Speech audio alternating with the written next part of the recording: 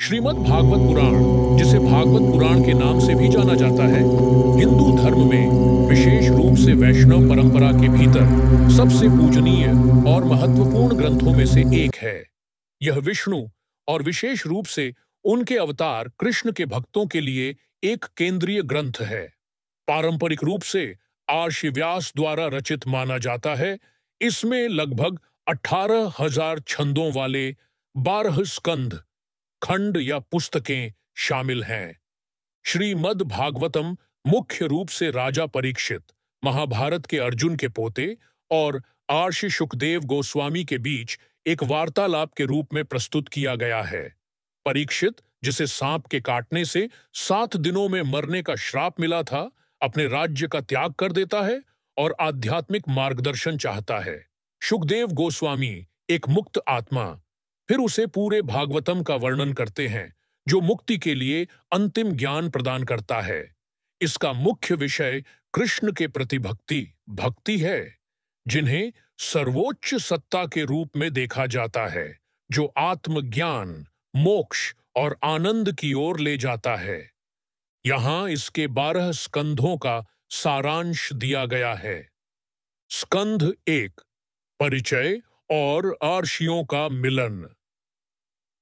नैमिषारण्य में अर्षियों की एक सभा में सूत रोमहर्षण द्वारा भागवतम के वर्णन के लिए मंच तैयार किया गया है। वेद और महाभारत का संकलन करने के बावजूद व्यास देव की दुविधा का परिचय दिया गया है, जो नारद द्वारा सर्वोच्च भगवान और उनके भक्तों की महिमा का वर्णन करने की सलाह दिए जाने तक अपूर्ण महसूस करते हैं। भगवान कृष्ण के पार्थिव लोक से प्रस्थान और कलयुग की शुरुआत का वर्णन किया गया है। राजा परीक्षित की कहानी और श्राप का वर्णन किया गया है, जो उन्हें आध्यात्मिक ज्ञान प्राप्त करने की ओर ले जाता है। कलयुग में मुक्ति के सर्वोच्च मार्ग के रूप में भक्ति के महत्व पर जोर दिया गया है। स्कंध 2, ब्रह्मांडीय अभिव्यक्ति। सुखदेव गोस्वामी अपना वर्णन शुरू करते हैं, जिसमें भगवान के सार्वभौमिक रूप, विराट रूप का वर्णन किया गया है। सृष्टि की प्रक्रिया और विभिन्न प्रकार की मुक्ति की व्याख्या की गई है। पूरे भागवतम की सामग्री का सारांश प्रस्तुत किया गया है। स्कंध 3, सृष्टि की कहानी और कपिल के उपदेश। ब्रह्मांड के निर्माण का विस्तृत विवरण, जिसमें तत्व, समय और विभिन्न प्रजातियां शामिल हैं। कर्दम मुनि और देवहूति की कहानी, जिसके परिणाम स्वरूप कपिल देव का प्रकट होना होता है। कपिल देव द्वारा अपनी माता देवहूति को दिए गए दार्शनिक उपदेश, जिसमें सांख्य दर्शन, आत्मा का स्वरूप और भक्ति सेवा का मार्ग शामिल है। स्कंध 4, सृष्टि जारी और भक्ति की कहानियां। ब्रह्मा और अन्य देवताओं द्वारा द्वितीयक सृष्टि विसर्ग की कथा जारी है। प्रमुख भक्तों और उनके संघर्षों की कहानियां, जिनमें शामिल हैं दक्ष का यज्ञ और सती का आत्मदाह, जिससे शिव का क्रोध और यज्ञ का विनाश होता है। ध्रुव महाराज की कहानी, एक युवा राजकुमार जो विष्णु का दर्शन प्राप्त करने के लिए कठोर तपस्या करता है। राजा पृथु की कहानी, विष्णु के एक अवतार जो पृथ्वी को उपजाऊ बनाते हैं। राजा पुरंजन का दृष्टांत, जो भौतिक दुनिया में बंधी हुई आत्मा के उलझाव का प्रतीक है। स्कंध 5, भूगोल, ब्रह्मांड विज्ञान और ऋषभदेव।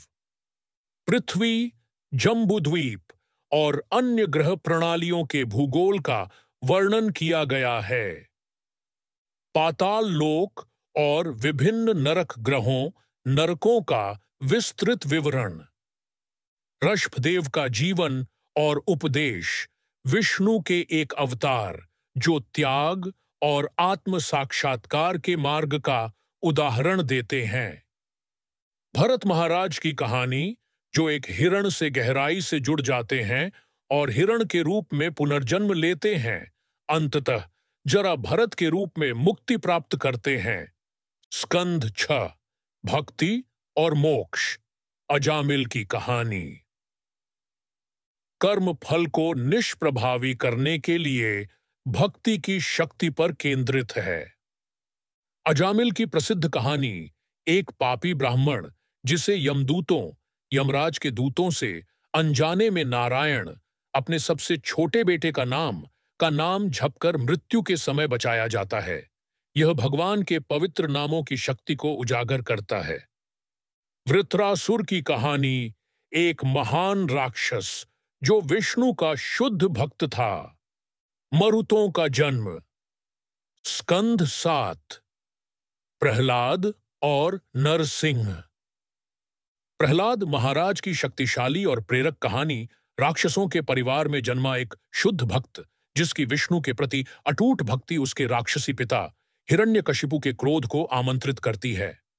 भगवान विष्णु नरसिंह मनुष्य सिंह के रूप में प्रकट होते हैं, प्रहलाद की रक्षा करते हैं और हिरण्यकशिपु का वध करते हैं, जिससे भगवान का अपने भक्तों की रक्षा करने का वादा प्रदर्शित होता है। सामाजिक और आध्यात्मिक कर्तव्यों, वर्णाश्रम धर्म पर चर्चा।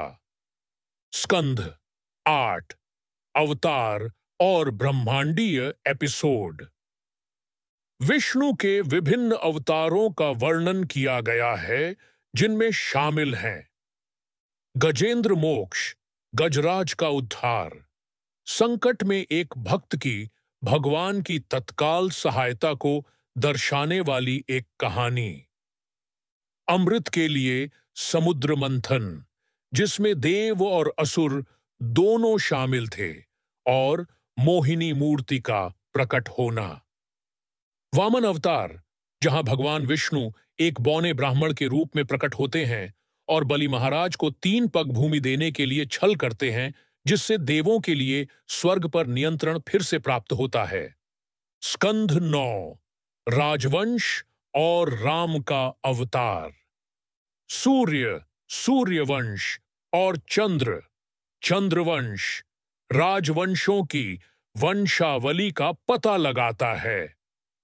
इन राजवंशों की प्रमुख कहानियां, जिनमें शामिल हैं अम्बरीश महाराज की कहानी, एक धर्मनिष्ठ राजा जिसकी भक्ति उसे दुर्वासा मुनि के क्रोध से बचाती है।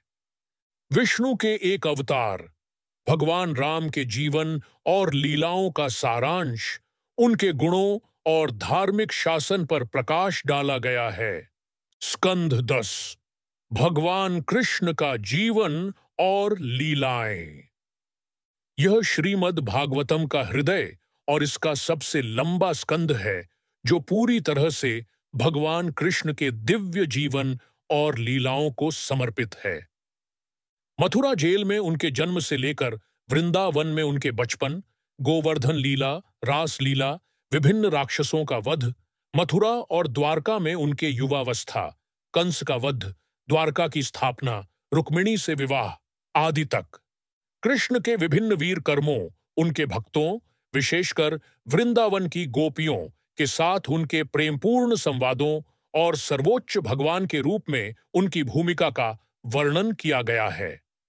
इस स्कंध को भागवतम का सार माना जाता है और भक्तों द्वारा इसे व्यापक रूप से पढ़ा और सराहा जाता है। स्कंध 11, कृष्ण के अंतिम उपदेश और प्रस्थान। उद्धव गीता शामिल है, जो भगवान कृष्ण के पार्थिव लोक से प्रस्थान करने से पहले अपने प्यारे भक्त उद्धव को दिए गए अंतिम निर्देश हैं। ये उपदेश योग, सांख्य, भक्ति और परम सत्य के स्वरूप के विभिन्न पहलुओं को कवर करते हैं। यदुवंश का आत्मविनाश, भगवान कृष्ण का अपने शाश्वत धाम में अंतिम वापसी। स्कंध 12, कलयुग और भागवतम की महिमा।